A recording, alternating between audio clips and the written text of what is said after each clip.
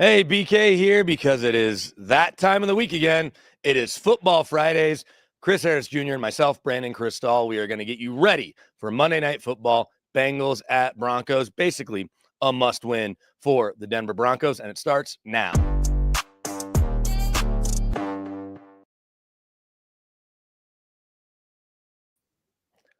Strap Harris Bowl didn't go the way Broncos country wanted. The handful of Chargers fans that exist in the world were fired up.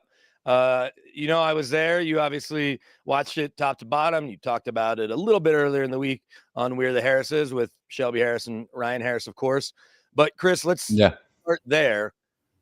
Broncos for the second straight week and all season long have not trailed in the fourth quarter, but lose on a walk-off field goal. They were tied with the Chargers for those couple minutes leading up to that game-winning field goal.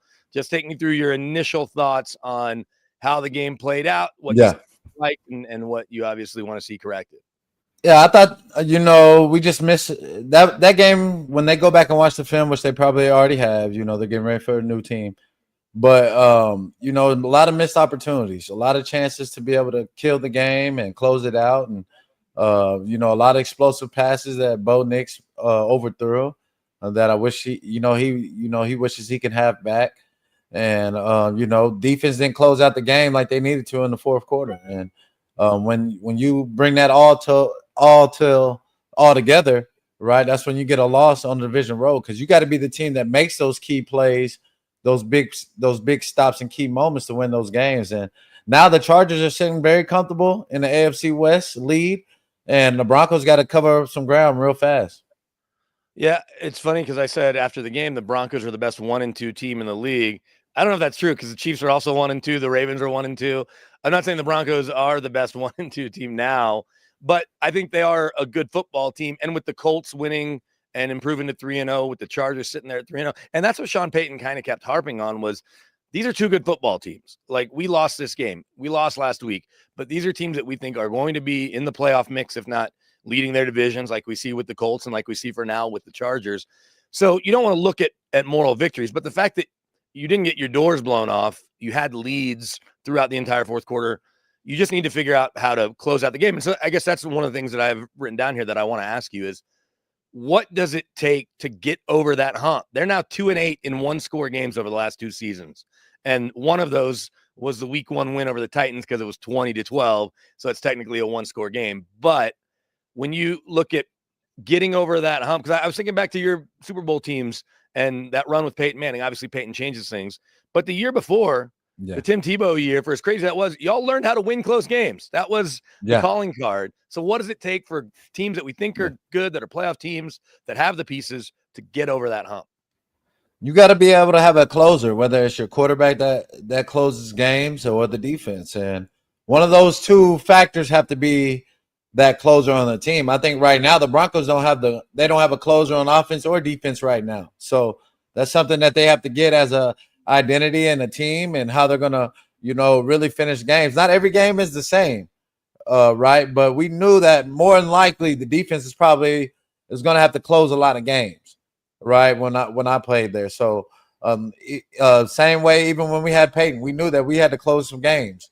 And that's the same way now. You still got a young quarterback, right? People act like this guy is a 5-year vet sometimes when you hear him talk, but this guy's still freshly in the NFL. So he's going to have ups and downs, and we spent a lot of money on defense. So you expect those guys to close games like that on the road.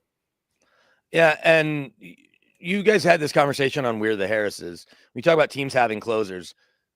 The Chargers have a really good defense, but with no Khalil Mack, and obviously Joey Bosa's not there, their interior is really good. And maybe one of those guys becomes like the next Chris Jones or Zach Allen, if you will. The Broncos not only have Zach Allen, but clearly Nick Bonito is that. He had another couple sacks the other day, and we're going to jump into the film room in a little bit. We don't have that final touchdown pass to Keenan Allen, but two things really good happened there, and that Bonito's right there forcing him to rush to that throw. And the Broncos did get to Justin Herbert, who's one of the best quarterbacks in the league 5 times. But, Bonito is that closer, even with the other pieces around him, with Ellis and obviously Coop. And I mentioned Zach Allen. And Riley Moss's coverage was right there. right? Yeah. If the ball's a little off to the left, Riley knocks it down or maybe catches it. If it's a little bit further to the right, Keenan doesn't get there either. And so it wasn't a disaster of a play. It was a disaster of a result. But at least the Broncos have that guy. Would you agree, right? Benito is a closer. He's Von Miller. And I'm not saying Von Miller 2.0, but like when you need it, right? Yeah, he makes big plays in key moments. To say he's the closer at the level of Von Miller or a lot of the elite DNs that we have in this league, you could say he's in the conversation for sure, but he's not up there with the Myles Garrett, TJ Watt, those guys right now. So, but Benito's definitely a hell of a player. But we got to close these tight games. You brought up the record, what our record was versus one-score games. We're on the losing side of it, right? So right now you can't say we have a real closer right now. So at the moment, the last 7-8 games, we don't have a closer. So that's what we need. We gotta come back in the clutch. We need Pat and them, those guys, to make those crucial plays in the fourth quarter. That play with Moss, it shouldn't even really got to that. Right. I think he was already outside of them. They had him double teamed. Stay wide outside and have vision on the quarterback. You really should intercept that ball. So I'm not going to let him off the hook on that. So I think right now at the moment that they're out at as a 1-2 team, really should be 2-1. That would have looked a lot better. They have this game Monday night. They need to dominate them, and then they have a hard stretch after that. Yeah, and when you talk about closer on either side of the ball, you can look at several times with the offense, and you can go back to this Bengals matchup. Not the same team, obviously, no Joe Burrow, but you think about the play the defense makes. Pat Surtain, I think, punches the ball out on T. Higgins, if I'm not mistaken, and they get the ball back just shy of midfield. I'm going all the way back to week 17 a year ago in Cincy, right? Sandwiched in between Christmas and New Year's. We're there on a Saturday night, standalone game. Fun game that obviously went the way of the Bengals. But if the offense can pick up not one, but probably 2 first downs, game-winning field goal, and you get out of there with a 20-17 win instead of an overtime loss where Burrow ends up with 4 touchdown passes and all that. And so that's an example. Against the Colts, not being able to pick up the first downs you need to kind of run it. We hear about 4-minute offense, or against the Titans, it was like 6 or 8 minute offense. And they successfully executed it against Tennessee, but we know that's a different story. But then against the Chargers, same thing. They get down to the 5 and they can't punch it in, and they have to settle for a field goal in the 4th. And then they get the ball back again after holding the Chargers, where the Chargers settle for that field goal, and they're not able to kind of run the clock out. So that's part of it too. It's not even, and we forced 2 turnovers too. Plays. So yeah, right. So they forced 2 turnovers. Right. And you win the turnover battle, you're supposed to win that game. So a couple things I want to throw at you that you'll see. Cortland Sutton was asked about a sense of urgency, because at 1-2, it's not over, but we need to get on to winning here sooner than later, especially knowing that you're going to go to the Eagles in a week anyway. So let's start with, here's Cortland Sutton yesterday on this team needing to pick it up in a hurry. I feel like there's a sense of urgency in each week, because each week is just as important. I would leave it at that. Just that there is no other adjective, adverb, however you want to describe it, used to describe it. But I don't think there's anything else outside of each week is important. Each practice is important. Each film study is important. Every meeting, everything that we do to prepare for the week is equally as important. And so you understand that they're going to treat each week the same. And this isn't must win, but in a lot of ways it is. When you were in that situation, and you weren't much, because it's always easy to look at the 4 years with Peyton. I think that's where you want to focus on because of the success you had. But you go back to year 1 with Peyton, and do you start 1-2 or 0-3 before that Chargers Monday night game? Whatever, I think you were 1-3 going into that game. Maybe it was bad. We started out bad. Atlanta, yeah. What year are you talking about? Tebow year? First year, 2012, with Peyton, where you get the Monday night win, and that kind of turns the tide, and y'all go 13-3. But we might have lost 2. We started off 1-2, 1-3, something like that. Yeah, right? We didn't start out good. So can you? We lost to Houston. Yeah, we lost. In Atlanta. I forgot who we played first. I feel like you Damn, won that the very kills me. first game. Was that the game against the Steelers that y'all won? Right? And DT had Man, this is a long time ago. no, we're talking Yeah. 2012. But I'm just thinking about those were good teams. You thought the team was going to be good. You didn't know exactly what you had with Peyton. But my point Yeah. is when you start slow, and that's the funny thing about Sean Payton. I asked him yesterday because his record in September as a coach is something like 29-27, just over 500, which is still winning more than you lose. We know that he lost his first 2 openers with the Broncos, including his first 2 home openers until this year. Yeah. In October, he's 50-17. So that's like 75%, if not a little better than that, actually. 80%. That's a big jump from quarter pole month 1 to month 2. And so my question is, can you feel the need to have that sense of urgency? Yeah. Oh, well, you better be, because the Chargers are sitting up very nice right now. And when you look at the AFC, it's always going to be very competitive. It's always very tough, especially in the AFC West. And the Chiefs getting on board last week. They're going to get rolling. Andy Reid gets rolling, in October and November too, right? So Sean Payton, this way, he has a hot record. So does Andy. The Chargers are still, playing good football, even though they're coming up with a lot of injuries, right? They're still playing solid. The Bills are playing very good right now. It's a lot of competition, so it's very urgent. And you're playing against a backup quarterback. It's primetime game. They still have threats outside, right? They still have Chase. They still have T. Higgins. So you got to make sure you bring your A game. Yeah, and you're going to need to bring your A game against these guys.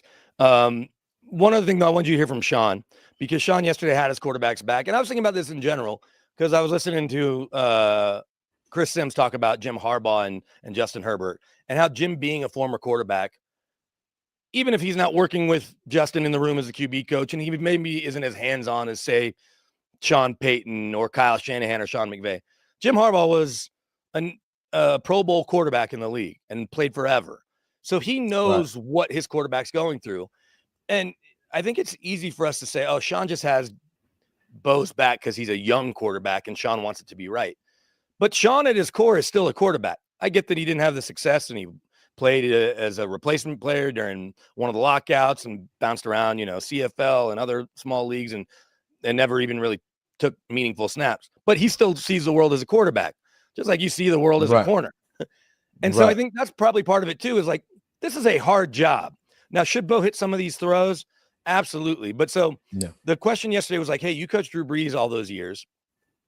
And Drew seemed like he was on schedule more than anyone or, in that realm. And so Sean kind of pushes back on that. But the idea that Bo should modify what he's doing. Here's what Sean said when asked about where Bo is in his, usage of staying in the offense versus that off-platform stuff. One of his great strengths was in the pocket. He's a real good foot athlete, so he could subtly move and deliver. But we kind of have a short memory relative to when he arrived and then the progression. And then I would say, from afar, you would have said, those were high-flying passing offenses. And if you looked at all those playoff teams, they were real good rushing teams. And so that balance was important always. And it will be for us and for the QB. So when you hear that, Drew moved around in the pocket and that was how he adjusted. It wasn't always, getting out and running with your legs, but that he wants Bo to be himself. And Bo also said yesterday he appreciates that his coach has his back and wants him to take those shots. So when you look at where Bo is and missing the flea flicker as well as missing the deep one to court late, are you okay with where Bo is in terms of how he approaches things? And he says his mechanics are fine and he doesn't feel, like he needs to change anything. Where are you at with Bo right now? Yeah, I think he's just rushing, he's still, rushing his passes. I didn't like how he climbed up in the pocket, overthrew that. It's mainly the touch passes, right? Those touch deep balls that you got to lay right in the breadbasket, and he's overthrowing them. And I think he's just rushing. The pressure's getting to him, and he's just a little off. with his guys. So I still like where he's at in his progression going in year 2. He's still ahead, and you know, you just got to continue to just grow. You know, I still want to see him improve on third down. Third down is the money down, and right now we're not very good on third down. So that's something that he needs to improve on, and also improve on the deep touch passes. So as long as he can continue to do that, continue to find ways to make plays with his legs. Comparing him to Drew Brees is, you know, that's a bad comparison. Totally different quarterbacks. Drew had the touch, right? So it's hard to compare those two guys right now. Yeah, and so, and also, we don't remember. I'm not saying we don't remember. We're not recalling Drew in year 2 with the Chargers. Yeah, that's true. We're jumping to Drew with Sean from the jump. So he's already, I get he was coming off the shoulder injury, but from the time he got there, you're talking about year 4 or 5 or whatever through year 16, 17, 18, whatever it was. Right. And Drew Brees, the Hall of Famer. And Bo has plenty of room to grow. I just think people have been beating Bo up. And I almost, I don't feel bad, but like right away, first question to Bo, because you know how when a press conference starts, not everyone's ready to go, or we're all formulating our question. And Bo came up after Sean, after court, and I said, hey, after looking at those throws Monday, is there anything you could have done differently? And he's like, no, I'm going to miss throws, and I'm going to keep missing throws. But basically, and I didn't want to make it sound like I'm piling on the way the Broncos fans are to some degree, like, oh, Bo doesn't have it. How do you? I was more just curious, like, because last year, Bo being such a team guy, he hits Troy Franklin in the hands, right, on one of the very first ones down that left sideline, and Troy just doesn't catch it. And I was like, yeah, what happened there? He's like, I got to make a better throw. And I'm like, I don't know how that's possible unless you hand him the ball. Yeah. It hits him in stride in his hands. But I appreciate, and I guess conversely, because I did ask Bo, J.K. Dobbins was quick Sunday to say, we have to make a play for our guy. It's not just him. We have to make a play. Now, I'm not sure what Marvin or Court could have done, but it's saying and so when I asked Bo, I go, look, you're always going to say that you could have done more. That's how you're wired.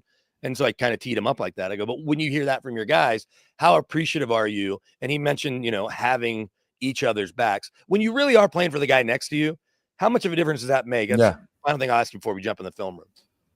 I mean, it means a lot, you know, when you definitely have confidence in your quarterback and your quarterback wants to stand up, you know, for his guys, and then, you know, take accountability when he doesn't play well or doesn't get the job done. So Bo is going to miss throws, but we just need him to make those big time throws in key moments.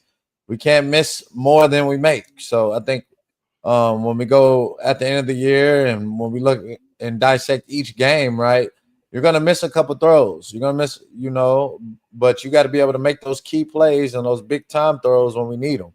And, you know, versus the Colts, you know, he did give us enough points. You know, we did have enough.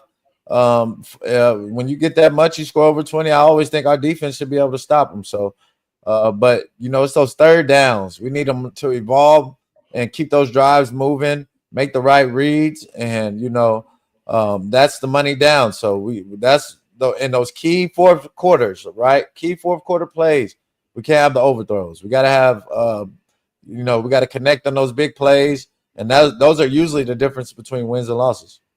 All right, I said we're going to jump in the film, and we're actually going to flip it and head behind enemy lines. Talking about third down, though, real quick. Broncos defense, even though it hadn't gotten off the field, still third down, they're 12th best in the league right now through 3 games. And I know Titans game skewed that a little, but conversely, their offense is 27th on third down. Their average third down on Sunday, 27th. By the way, 3rd and 11.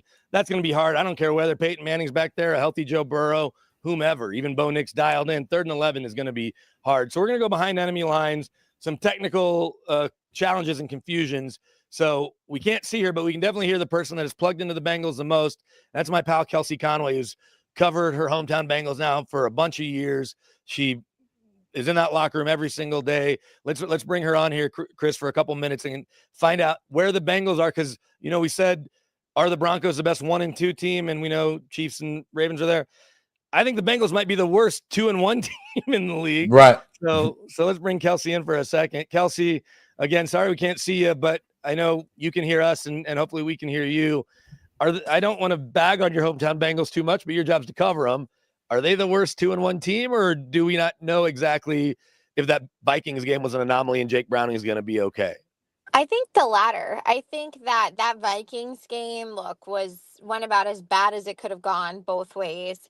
I know that they weren't expecting that game, but I actually didn't have the Bengals winning that game, even if Joe Burrow was going to play. I just thought the environment was going to be too hard, and I just didn't think it was a matchup that was going to be favorable for the Bengals. With that being said, it revealed a lot of glaring weaknesses with the Bengals.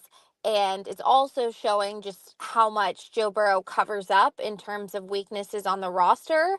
So I think it's too soon to decide really like what to think about the Bengals because Jake Browning in the offense looked pretty bad, but I've also seen Jake Browning lead this team and get them, to a 4-3 record. So I think that we'll find out a lot about this team on Monday against the Broncos. I'm not expecting that bad of a performance from them offensively again, but I also think right now the Bengals' biggest weakness is their offensive line play, and as of yesterday, they could potentially be starting 2 rookie guards, so that doesn't bode well for them against Denver's defensive front.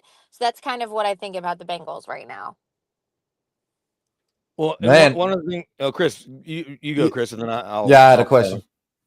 Yeah, from the first 3 games, how do you see the defense playing? I see them, first 2 games, coming out getting turnovers, playing pretty solid. How do you think they're playing so far this season? I think you hit it on the head. Like the turnovers have been the biggest reason why there feels optimism about the defense, but at the same time, they've played two teams in the Jacksonville Jaguars and the Cleveland Browns, who you could argue almost gave those games to the Bengals. I mean, had the Cleveland Browns had a better kicker in week 1, they would have lost. And if Trevor Lawrence didn't, gift the Bengals an interception in the end zone, I don't know if that game would have gone that way. But as you know, a win's a win in the NFL, and a big reason is the Bengals have taken advantage of those turnovers. And so I do think a little bit of that has come from an enhanced discussion about how that needs to be the forefront of this defense, but I still think I don't know what to make of the Bengals defense because yes, they've gotten some turnovers, but against the Vikings, it was kind of the same old where TJ Hawkinson was wide open and they weren't able to stop the run again. So I still think kind of similar to what I was saying about the whole team. The defense is still a little bit of an anomaly, but you are right. They Mhm. have been taking the ball away, which is a step in the right direction. Kelsey Conway's with us from the Cincinnati Enquirers. We're going behind enemy lines. And so, Kelsey, yesterday, Sean Payton was asked, do you still look at the Bengals as if Joe Burrow's the court, looking at the receivers specifically, like Jamar Chase and T. Higgins, obviously as good a duo as there is in the league. For my money, Jamar is the best receiver in football. Chris may disagree, but I'm a huge fan and have been since he was at LSU. And Sean's like, yeah, you have to look at them the same. But Jake isn't the same as Joe Burrow. Nonetheless, can they still be that dominant duo that we saw? Certainly, especially T. Higgins take advantage of a nicked up Riley Moss in that game last year in December there. Can they still be as effective without Joe Burrow getting, and then can they help Jake Browning out too, I guess? Well, that's the $1 million question. And, not to make a pun here, but that's what they're paid millions of dollars to do, right? The Bengals have $70 million tied up in 2 receivers. And although Joe Burrow, makes it all work, you're paying those players to be able to make plays for you. And we had a chance to talk to Jamar and T last week, and they were saying like we need to carry the team, and that's where like getting the ball in space to Jamar, and it doesn't necessarily have to be these drop back 40-yard passes to both of them. But that's the challenge for Zach Taylor and those 2 receivers is how can they get open more and find ways to get their hands on the ball that can still result in explosive plays for the offense without Joe Burrow. And the good news is for those 2 receivers, like Jake Browning's been there. Like he's been passing them the ball in practice for years now. He knows where Jamar and T want the ball. The timing is there. It's just going to be about can Zach Taylor scheme up some things to get Jamar specifically in more situations where he has space to make plays happen. He's almost like Debo Samuel-esque in terms of you can get him the ball similar to like, that running back style wide receiver we've seen kind of take off in the last couple of years. T. Higgins is the one that's more, needs the ball to be kind of perfectly placed. But like I said, they know Jake, but that's why this game, T. Higgins has essentially been a non-factor. In the second game against the Jaguars, Jamar Chase had 14 catches. So he's, right, doing what you expect him to do. They've got to figure out a way to get T. Higgins involved in the offense without Joe Burrow, and that's the big challenge for Zach Taylor and his staff. But, he's the offensive mind guy, so if there's anybody that can figure this out, it would be him. Yeah. I can see them using T. Higgins a lot this game. If you go back and look at the Broncos versus Bengals game last year, T. Higgins had a big game last year, right? Yeah, you And can he's going to be argue that matched game up. got him paid. Right. He's going to be matched up with Riley Moss this week. And, he's going to get a lot of chances on deep balls. So I can definitely see them as a highlight guy this week to get him in action. Yeah, but I mean that's only going to be possible if the Bengals off rushing attack can get going on first and second down, because if they stick Jake Browning back, you guys were talking about third downs with Bo Nix before, like if they stick Jake Browning back there with a 3rd and 10 every time, like there's no chance that T. Higgins is going to be able to take advantage of that because of how good Denver's defensive front is. Yeah, just looking at the numbers, Yeah. the way these have played out, and you certainly have seen them, but, when they come out with the game notes every week, they have the matchups where everybody ranks. So I was going through third down. Bengals right now are dead last in rushing the football at 49 yards a game. And we understand the way that game played out in Minnesota. That's going to skew those. So you really can't look at these until after week 4 or 5 or 6. But final thing we have for you, Kelsey, and really appreciate the time. You can follow Kelsey on Twitter at Kelsey L. Conway. She'll have you dialed in on the Bengals, or on Instagram, Kelsey Lynn Conway. And so Zach Taylor did the thing that coaches do when they're embattled. Offense was awesome. They fire Lou Anarumo, who gets the job basically the next day, bringing out Golden to now coordinate this defense.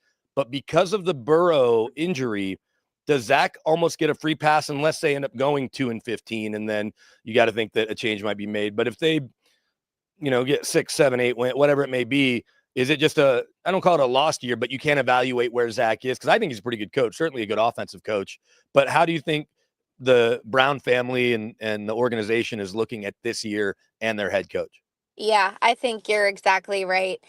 I think there would have to be more games like the Bengals game in Minnesota for them to contemplate needing a change. I think that everyone that is around the Bengals, like on a daily basis, like I am, knows just how much impact Joe Burrow has on that organization. I mean, he's the quarterback, he's the offensive play caller, he's the coach, he's the GM-esque. Like, he is the heart and soul of that thing. And so Zach Taylor's under contract through the 2026 season. The Bengals don't like to pay people to not work for them. So I don't envision this being a scenario, unless it goes awful, that they would make a knee-jerk reaction and do that. I think if anything, next year he would go into it in that lame duck year. They wouldn't give him an extension and they would say, prove it. He's coming off 2 years of not making the playoffs. I think they'll give him one more year. I think he's earned the right. He took the team to the Super Bowl, the AFC Championship. They had one of the best offenses last year. I think he's earned the right to at least get one more year with Joe, but they can't have too many more performances like they did in Minnesota for me to be able to say it that confidently. He's Well, essentially Kelsey, got 2 free years if you really think about it, right? Yeah. Because Joe Burrow's been getting out for hurt. 2 years, injury, right? For the well, Yeah, 2 of season. the well, and last 3. I think that's kind of why I mean Bengals fans were so quick to overreact after the game in Minnesota, but I think that from when he got here, because they weren't good at all before Joe Burrow got there. That's how they ended up getting Joe and Jamar. And so I don't think the fans ever really bought into him then. And then it's kind of Bengals fans are going through this conversation right now where is he a good enough coach that he's going to elevate our team, or is Joe Burrow really keeping this whole thing alive here? And do they need a coach who can help Joe Burrow take it to another level? Like, I think they're kind of going through that right now, and this season will really reveal what kind of coach Zach Taylor is. So we will see. Awesome, Kelsey. Thank you. Great stuff. I look forward to seeing you Monday in the press box. Dinner's on me. And so travel safely. Thanks for the time. Thanks so much for having me on, guys. No That's problem. always one of my go-to moves, Chris. I'll buy anybody dinner in the press box that wants it because really Of course, the Penners and the team's favorite. The Broncos press box meal, and you've probably never eaten up there unless do you ever even when you were if you Never. were ever banged up, where you never even went to the press box because every now and then it No. hurt to be up there. Even in your torn ACL year back in Never 2013, been right? up there. You still not. No. Yeah, it's improved significantly. The number one thing that they did forever, and I think they finally stopped doing this, is like they would do the other city's food kind of worse than them. Oh. Like Baltimore comes to town, they do crab cakes. I'm like, okay, fresh out of the Chesapeake or flown all the way to Denver or Chicago style pizza for the Bears or cheesesteaks for Philly. And I'm like, they have really good cheesesteaks in Philly. Let's not insult them by doing crappier cheesesteaks. But Right. either way, good stuff there from Kelsey. Before we get into the film room, we talked about offensive identity. And the one thing Sean said was, like, how long till you think you get this identity? He's like, hopefully soon. But I asked PS2 kind of the same thing because the defense did play really well. So let's hear from PS2 before we jump in the film room, because I said, we know what your defense is. They are number one in the league in sacks, or what they should be, what they were last year. So how close are they to really displaying that identity week in, week out for 60 full minutes? Here's what he said. I think we're right there. I think when I look at last week, we made our plays. It was just like those crucial possessions that we needed. We didn't execute and finish. I think, that's what separates great defense towards good defenses. And we know we could get there, obviously. We got a great defensive team, So our structure is great. It's just all about going out there, understanding, situational football and being able to execute at a high level. So, we're going to get it together. I got the utmost confidence in our unit. And, we practicing like it. We preparing like it. So, things are going to shift for sure.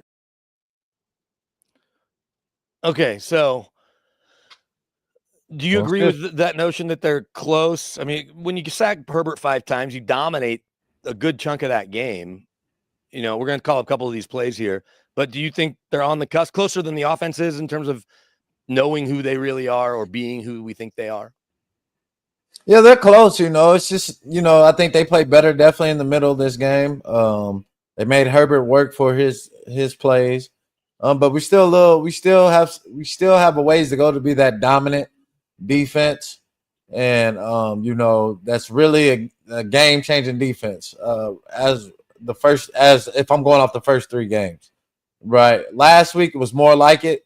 It was more of the standard of which they hold themselves to. I think Herbert was rushed at the highest rate that he ever has been in an NFL game. So we know that he felt the pressure, and now it's just eliminate those big plays, man. Eliminating the tight ends, eliminating these running backs out the backfield. Once we can start doing that on a consistent basis, versus the elite teams, then we can say we're there. But right now, I think, like Pat said, it's heading in the right direction. Definitely ahead of the offense right now, for sure. Yeah, so let's jump into the film room and start with those big plays. This is a play that almost off the jump, and you never know. Oftentimes, NFL games are like a boxing match. Unless a kick gets returned, it's like you're kind of feeling each other out. But when the first blow gets landed, you're like, oh, is this going to go our way today? How many times do people freak out in the first quarter when it's 7-0 or 10? I'm like, I knew that this was going to have or whatever. But so this is 90 seconds into the game in the first quarter, and we see a slant to Johnston. I know Andy's calling up. It's going to be further down, Andy. I think it might actually be the last play. And it's the middle one, as I can see right there, that one. So this is 90 seconds into the game, and you think, what kind of day are we going to have? So take us through this play. It's a pretty simple route from Johnston, right? Just a slant. Yeah. Just like a little curl or a little bang route, what we call, and that's coming from the Colts. The Colts seen that. They ran that a lot for Daniel Jones, and the Chargers put it back in there. They start out with Lad McConkey outside. He usually always motions in, and that's a little bang route curl. Usually, they usually would throw the whistle or blow the whistle right there. So I think that's what Pat was thinking, that they were probably blowing the whistle and let him go. So, but that's great technique by Pat. Breaks on the ball, perfect. You just got to, hold them until they blow that whistle. What's funny is that's what we all thought too. Did he hear a whistle? He was asked in the locker room, did he hear a whistle? He said, no, I was mad. I gave up a catch and all those guys were there, and I let up too soon thinking someone was going to clean him up. He's like, it's 100% on me. And so, Oh, yeah, so we all yeah. thought that. Look, you're talking about a guy who, like you, a great tackler too, as great as he is in coverage. Pat Yeah. doesn't miss too many tackles when given a chance, certainly in that setting where he can easily wrap, even though he's a big receiver, can wrap up Johnston. And so I applaud Pat's honesty. And when you are the best corner in Yeah. football, you can admit when you slip a little bit. So now let's jump to the second quarter. And this is where you thought, okay, when you talk about punches being thrown, so this is where Brandon Jones is going to come up with the huge play and obviously helped. For Riley Moss gets more of the attention. We know it, but you got to appreciate what you see here. So here's the biggest momentum swing early for the Broncos early in the second quarter. Yeah. That's a great call by Vance Joseph. He's running a 5-man pressure, but he's running a cloud look to the left, and he's running man to the right. And Riley Moss does a great job playing as the nickel right here, being able to go straight back in his zone as the poach. You see, they're making it look like man. They drop out, they run cover 2, right? Be able to make a play as the nickel player, stand in that hole. Jones having awareness to come get tips and overthrows, right? That's your job as a safety. You can come out with a lot of picks if you're able to catch these. That was a great job, great position. Riley Moss coming over, making it look like man, right? You do corners over and you make it look like man. And Riley Moss usually doesn't come over and line up in the slot. So you got to give Vance Joseph great job by scheming this up and getting the Broncos an interception, right? This one, Riley Moss made a great play, but you got to give the congrats to Vance Joseph on this because he schemed it up. Well, and you talk about Riley making a play because, again, Riley was in coverage on that touchdown to Keenan Allen. We're going to stay in the second quarter. Riley Moss, so I think, Andy, it's the first play that's up there. Here's Riley. Think this might be a touchdown. I'm sure Herbert had a couple where he's like, oh, I've got this. Good pressure. Oh, man. That was a great catch. Sorry. I guess that was the catch, and they called PI too. I didn't see the PI. Yeah. Show me where the PI is. And they called it on Pat also. Well, they're in cover 4, and right there, he kind of grabbed his face mask a little bit right there. I think that's what they might be calling intentional touching. Yeah. Illegal touching. But it's scramble drill. Usually when the quarterback's out the pocket, you can kind of do it. I wouldn't call PI right there. If I'm Moss, I would probably just, he broke on it pretty fast, but you want to break on the top shoulder. Well, if he touches his face mask right there, yeah, right. PI. That's what they threw. But you talk about good coverage and a great throw. So you can't place it any better. What could he have done differently though? I mean, you talked about the outside or the upfield shoulder. He still seemed like he was right there, and that's just a perfect ball placement, right? Moss is getting kind of jumpy on these scramble drills. They're kind of catching him on the scramble drill, so he has to find a way to get in a position to where he can be able to see the quarterback and play the ball. And right now, they're kind of getting behind him. He gave up a touchdown to Keenan on the scramble drill, and that big play right there. So you got to find a way to get him in a good position, upfield position, where he can see the ball and not be so aggressive on those scramble drills. All right, and then final play that we have in the film room, we talked about Pat admitting that he made a mistake. Let's go through the technique of the best cornerback in football here, showing why he is that as they're in the red zone. The Broncos still pretty good in the red zone again this week. This is a basic concept. Every team runs it. They call it the Philly special, right? Double bang with the running back, being able to flare. Anytime that receiver lines up inside the numbers, that bang route is coming, right? So Pat is well studied. He understands what's coming. He didn't get too wide. He stayed straight back, and he was able to make a play. So that's great film work. Guys that are watching film, this is a basic concept that they run in the NFL a lot, and they try to run it right past that safety's back. And Herbert, you could say he was a little late on that ball, right? If I'm a quarterback, you either want to throw that high up to where he can go up and get it, or you got to throw it right when he passes that linebacker's back or that safety's back. So Herbert, he might say he missed right there, but that's still great coverage by Pat. All right, that was our trip in the film room, and Broncos doing more good than bad. I get they come up on the losing side. And, as you go into the defensive numbers, they're third right now as a team in fumble recoveries because one of those special teams, but it all counts together. sacks, number 1 in the league. And for as much as we think they've struggled on third down, statistically, they're 12th best in the league on third, second best red zone defense in football. So you got to feel pretty good about that. They're kind of middle of the pack yardage wise and everything else because, a Where lot are of they bend at in but the don't- pass? Their pass defense right now is ranked 18th.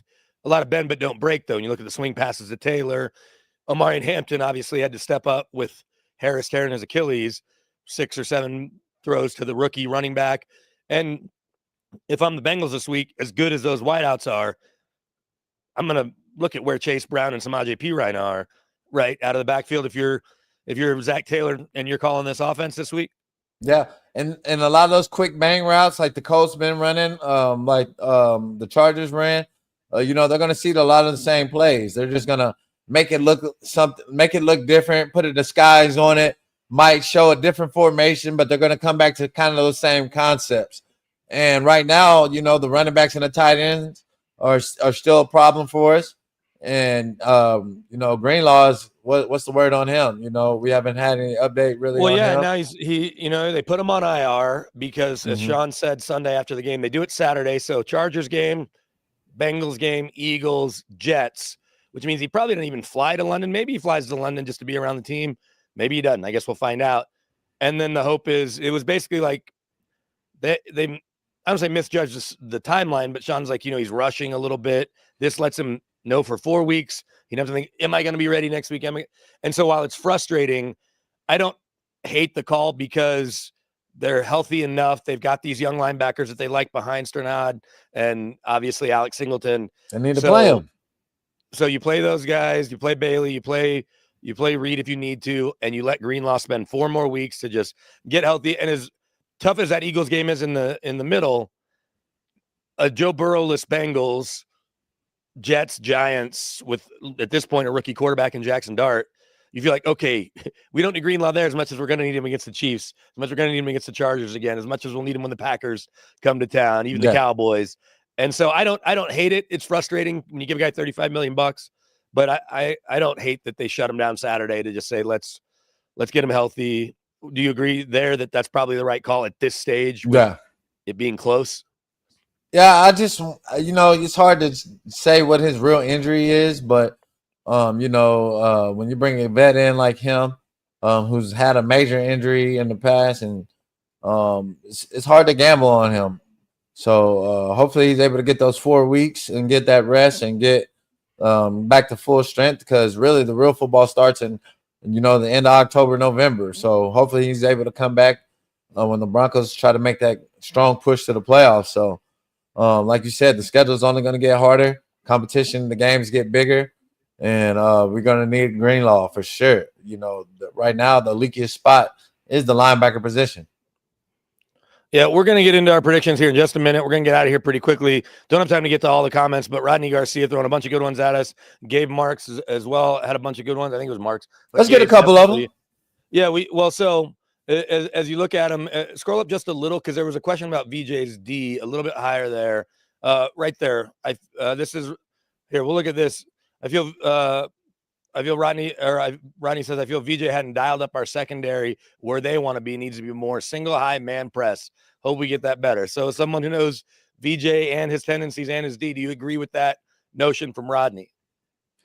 I mean, they're playing a lot of man, they're playing a lot of single high and press, and they're not winning right now. So VJ, is able to dial up a different coverage, a mixed coverage, to get that interception at the end, or with Jones, and so he's mixing it up. But as of right now, we're not doing our job in man coverage, and when you're not doing your job in man, you're kind of making it limited as a coach.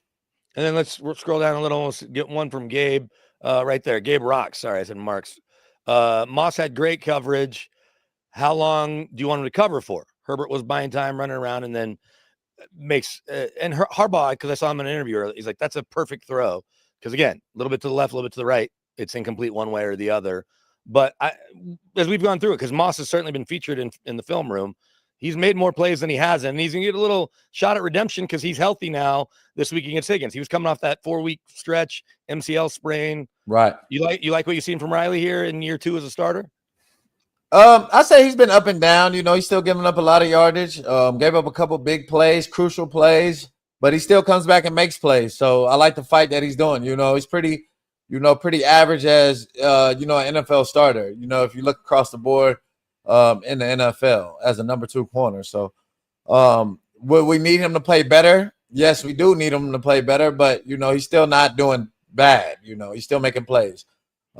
Yes, he did have tight coverage, but when you play against a Herbert, you play against Tom Brady, you play against a Big Ben, you gotta be able to have some sort of eyes on him to be able to make a play on the ball in the scramble situation. So even though Herbert made a great play, the rush was right there on him.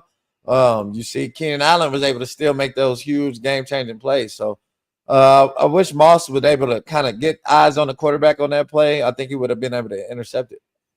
All right, so before we give our prediction on the Broncos Monday night game, a couple big games this weekend. Let's start with Cowboys-Packers. Micah Parsons making his return on Sunday Night Football.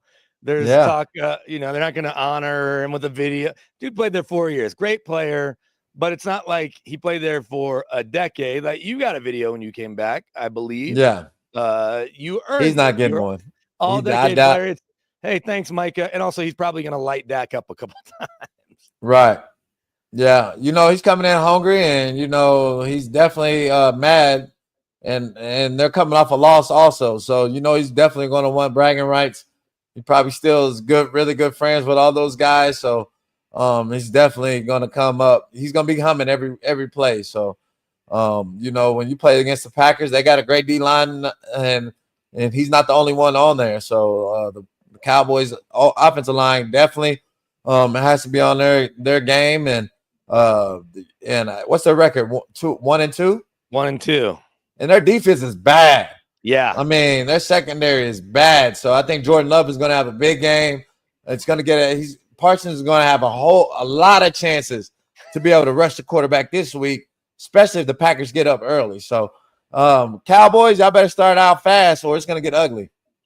Speaking of ugly, rookie quarterbacks in their first start, even when they're a first-round pick, doesn't always go great.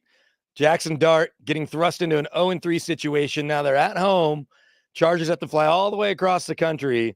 Do you give Jackson Dart any hope with Malik Neighbors and company? Tracy's still banged up there, but they love Scattaboo. I certainly don't. It's a 6.5-point spread. I think the Chargers win by double digits. Yeah, me too. I think the Chargers are playing too well right now. I think Coach Harbaugh has those guys very focused. I don't see them going down there and getting upset by the Giants. Jackson Dart is going to show flashes. The kid is tough. He can play. But that team has a lot of issues, especially on the offensive line. Their tackle Thomas, I think he was injured last week. Russ hadn't had a lot of time at all. So I definitely don't see this guy, getting a lot of time. So he's going to have to make plays with his legs. He's going to have to run around, make unscripted plays. But, when you got Malik Neighbors, anything can happen. That guy's an athlete, and he's one of the top guys. So I just don't trust the Giants being able to I think they would probably be the top 3 draft pick next year. Yeah, I think you're right. Red Zone is certainly a good way to spend your Sunday watching it. No Broncos, they're the Monday night game. We'll get to that in just a second. But the best game in the early window, no question, couple 3-0 teams. Eagles going down to Tampa. Tampa knocked them out in the playoffs 2 years ago when the Eagles had that terrible run. Obviously, they win the Super Bowl the following year, but they lose 9 straight. Tampa's playing really well. We'll see where Mike Evans is. Doesn't look great for the future Hall of Famer. How do you see that playing out? We know it can be warm down there, but it's not going to be gross, 102 degrees. So Eagles at Bucks. The Eagles are 3.5-point favorites. I got the Eagles. I do like the way the Bucks are playing, but defensively, I just can't trust them. Yeah, I couldn't trust the Eagles defense a lot better after facing a Matthew Stafford. Even though they were a little leaky in the first half, they got it together in the second half and played some real ball. Their front is very tough. The only way I can see the Bucks winning this game if Baker just goes off. And like you said, Mike Evans is banged up. You need him this game. You definitely need all your guys. Ibuka. That he's making a case for Rookie of the Year. He's looking like he's pretty much unstoppable right now at the receiver position. He looks very physical, very strong, great hands. So I'm looking to see if Ibuka, if he can make a big time game this week versus the Eagles. Is my guy Jalen Hurts going to be able to throw the football? Right. The Bucks do stop the run, so it's going to be an interesting game. But I'm gonna have to ride with the Eagles just because I think they have a better defense. So that's one case where a road team is a favorite, defending Super Bowl champs. Understandable. The team that they beat in the Super Bowl, the Chiefs, are 2.5-point dogs. The Ravens, both teams 1-2. I don't think anybody expected that. Both teams, a battle of the 1 and 2 teams. One team's going to be 1-3, but the Ravens are 2.5-point favorites at Arrowhead. That's the Sunday afternoon game. 2:25 kickoff for me, 2:30 or 3:25 for you there in Big D. So I like the idea of a home underdog, but I just feel like the Ravens, especially with the revenge from not only the playoffs, but the opener last year. I know that their defense is suspect, and I don't think they have a closer, and the Chiefs at least have Chris Jones. But I'm still going with the Ravens and hoping Derrick Henry finally doesn't fumble this week. Yeah, I know. I'm gonna go with the Ravens. Let's go Ravens. I think Lamar Jackson, they're averaging 40 points a game. The defense is horrendous right now. I know Ray Lewis, Ed Reed, all those guys are pretty upset right now. Haloti Nada. Who else did I play? When was it? Terrell Suggs. All those guys are pissed right now. So I expect Lamar to be able to be dynamic versus that Chiefs rush. And I don't really trust the Chiefs offense right now. I'm not sold on their receivers. So I think the Ravens, if it's a big game for them to come back, I think this is the game. Yeah, and the Chiefs are getting Worthy back. It looks like 2 full days of practice, Wednesday and Thursday. But still got to work his way back into the offense. And yeah, so I'm right there with you. As Charles Barkley and Shaq like to joke, Ed Reed's rolling over in his grave. Ray Lewis is rolling over in his grave. We understand that they're still amongst us, but it's the idea, the ghosts of them on the football field are rolling over in their grave. So let's get to the final game, Monday Night Football. It's funny because as we were talking to Kelsey and looking at the Bengals, if they could somehow steal this win, that's the type of thing that saves Zach Taylor's job on Monday Night Football. Right. But the Broncos are 7.5-point favorites, and I don't think that's going to be enough. I think this defense is going to make it hell for Jake Browning. As good as Chase and Higgins are, I don't think it's going to matter. As good as Trey Hendrickson is, I don't think that's going to matter. But where do you see this shaking out, and do you have a score prediction? I got the Broncos 31-14. I think we put up 30. I think I'm sorry, fans. I think it might be a boring Monday Night Football game. I think we dominate the Bengals on defense. Like she said, their O-line is that I can't remember when the last time the Bengals had a good offensive line, even when I was playing. Maybe they might have a solid right tackle or so, but other than that, they never had a good O-line. So Anthony I see the Broncos in the 80s. Maybe when what was the tackle? Whitworth. Yeah, when they had Whitworth. Other than that, they haven't had anybody. So I see the Broncos having a 7-6 sack game, very dominant. I see it 30 points this week. Yeah, for sure. It was funny because in my head, it's funny when you said 31-14. Swear to God, I was thinking 30-13. 1 touchdown, Right. doesn't mean anything, and 2 field goals, 30-13, with including certainly a takeaway or two. But I won't be surprised if we get another Monday night defensive score, whether that's Benito jumping a swing pass again, or Right. PS2 coming up with one. So we're right there. All right, buddy. This is a lot of fun. Hopefully next Friday, as we're talking about a showdown with the Eagles, it's going to be about the 2-2 Broncos that take care of the Bengals very easily on Monday night. So we appreciate everybody rolling with us, all the great comments, especially Rodney and Gabe. We're very engaged. Thanks to Kelsey Conway. Thank you to Andy on the other side of the glass and David for all the help. This has been Football Fridays. He's Chris Harris Jr. I'm Brandon Krisztal. We will catch you next Friday here at Guerrilla Sports.